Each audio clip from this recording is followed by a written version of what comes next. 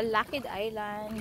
So, hindi naman fine na fine yung kanyang mga buhangin, pero ano siya, malambot siya, lumulubog yung paa mo. At the same time, hindi kumakapit sa kanya yung init ng araw. So, masarap pa rin maglakad-lakad sa katanghalian ng araw. Ayan o. Diba? Ang ganda.